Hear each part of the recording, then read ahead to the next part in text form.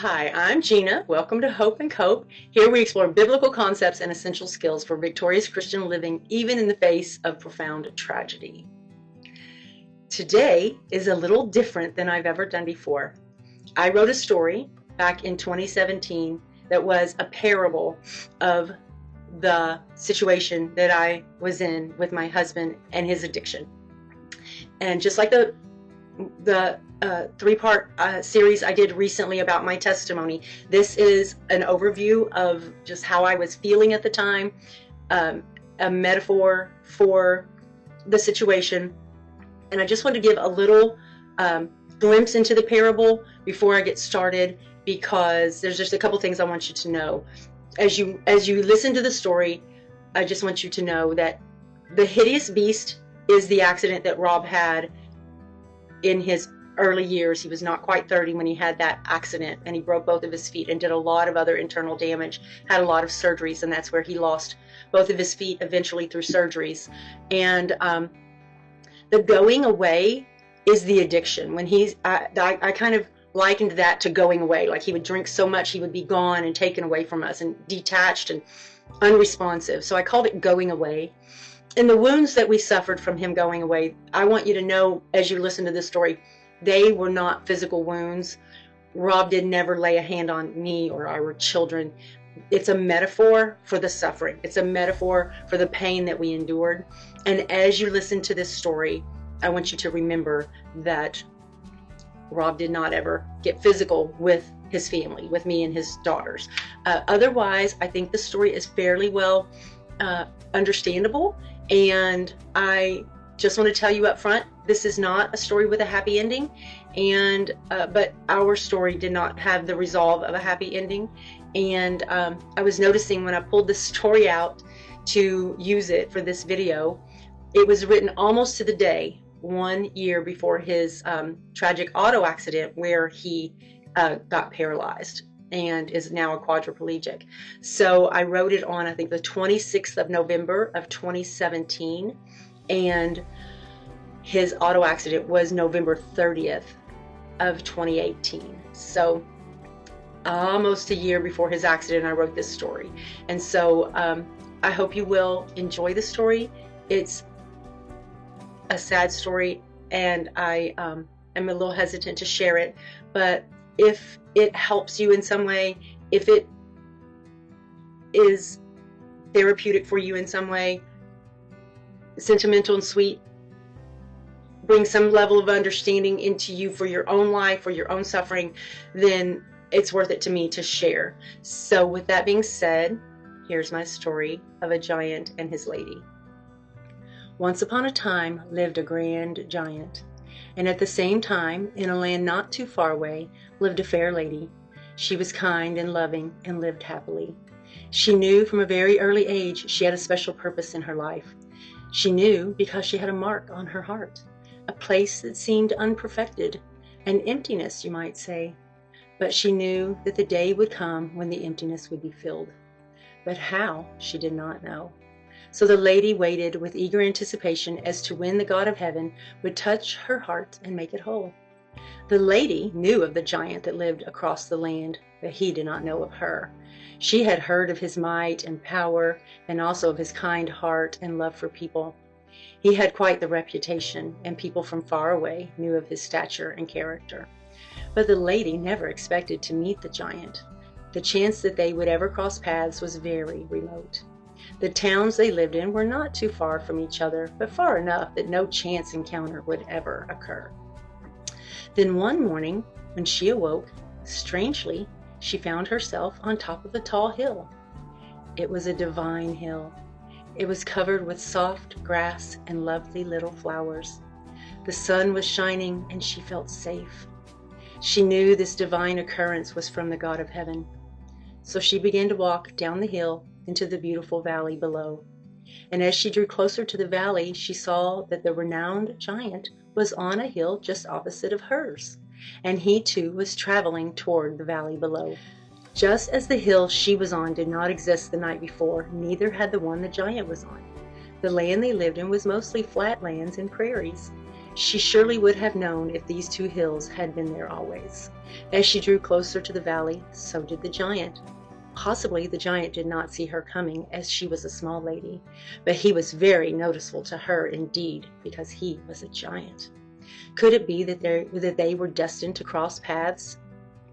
Her eyes were fixed on him now as they came closer and closer, and her heart, even with its imperfection, was racing within her chest.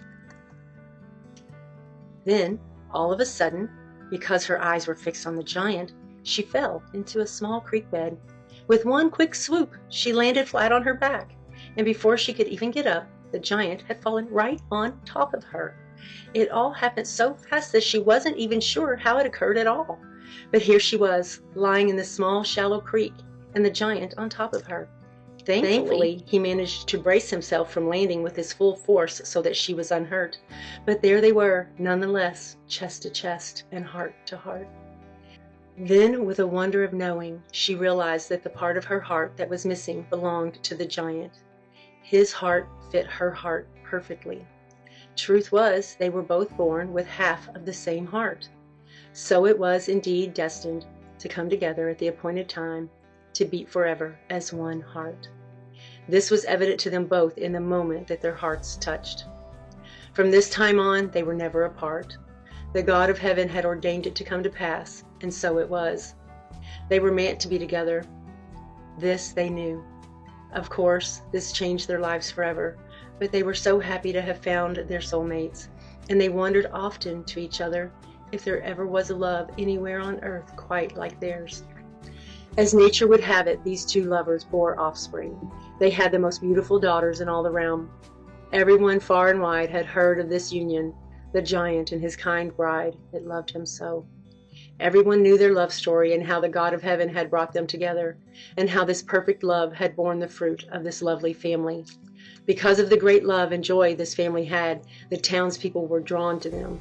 They often had visitors. Their home overflowed with friends and family. The warmth of the fireplace and a simple meal was all they needed to have great fellowship, laughter, and love. Life was hard, but life was good. But this was soon to be tested. So, one day, when the giant was out hunting, he was attacked by a hideous beast. He fought valiantly, and the beast turned back before the giant was destroyed completely. But his wounds were grave, and it was a very sad occurrence for the whole village. All those that knew him cared for him and loved him and encouraged him until the time that he was recovered. But he was never going to be the same as before the fierce battle. That they all knew. He had survived with his life, but not with his health.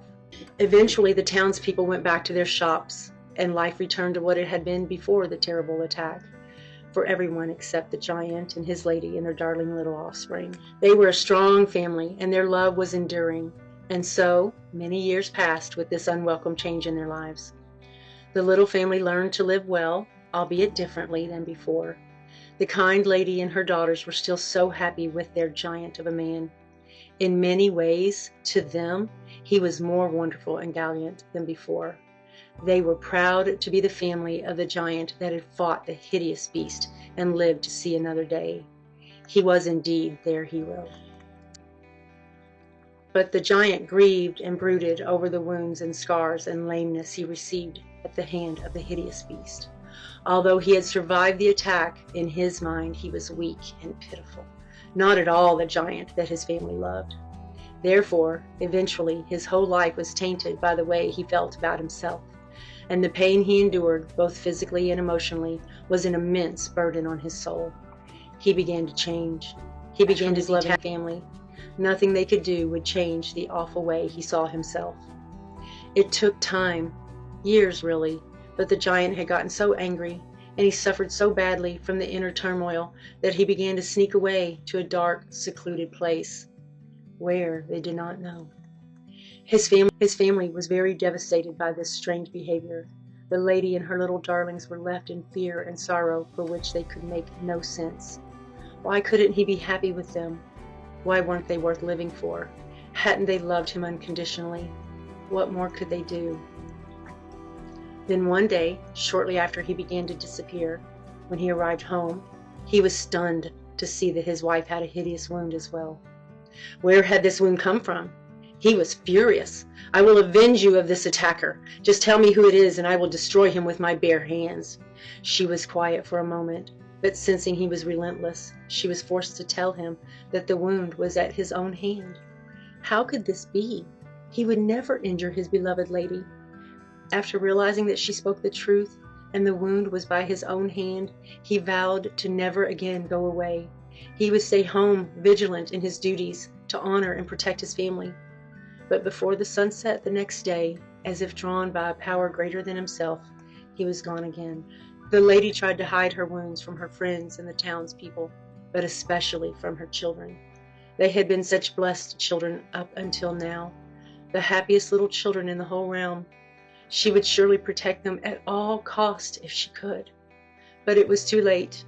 Even though she loved her children so, she began to see the same wounds on them that she bore herself. Grotesque wounds from the very same source. And again, how could this be, said the giant. If I can't quit going away and coming back and hurting my beloved family, then lock me up for a very long time, he commanded. I will do whatever I have to do to quit abusing the ones I love. So the townspeople came and locked the giant away for a very long time. And this seemed to work. Months went by with the giant locked away in a humane cage.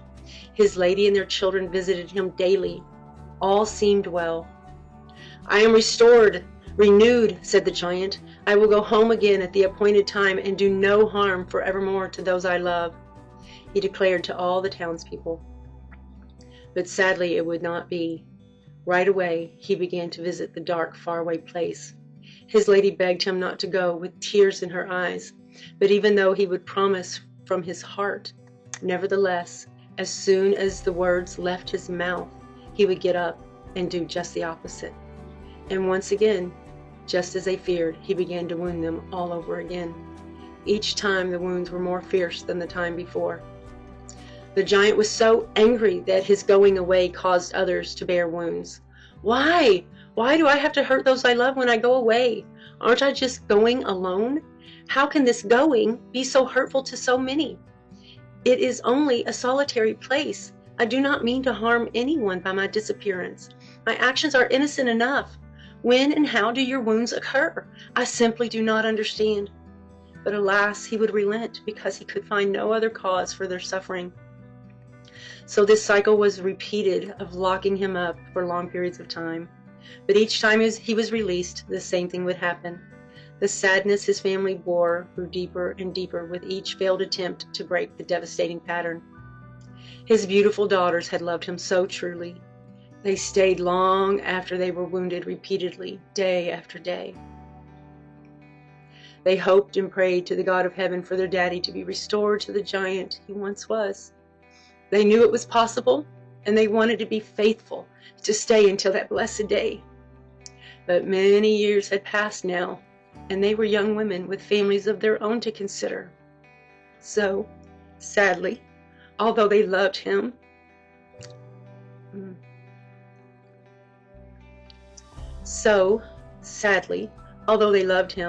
even they came only occasionally to see the giant.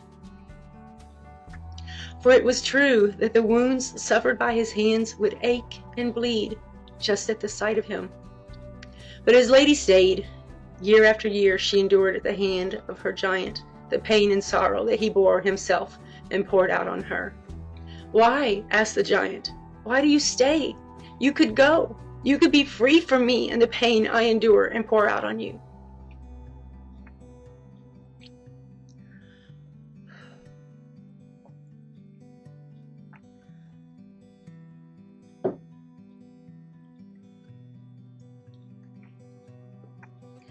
She said, I love you, don't you know? And I have a hope that someday you will quit leaving me and hurting me out of your pain. Besides, said the lady tenderly, have you forgotten that your heart beats inside my chest? I can no more leave you than I can reach into my chest and rip my own heart in two. The God of heaven put us together. I know this for certain.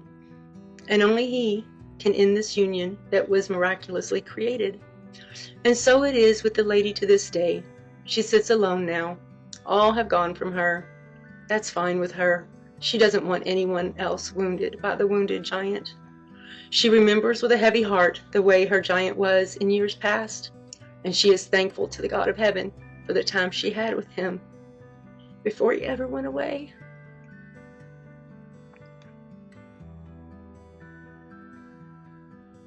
I just wanted to wrap up this video with a few last thoughts. One is, if you watch my videos on a regular basis, then you understand the process that went through to the time of the writing of this story.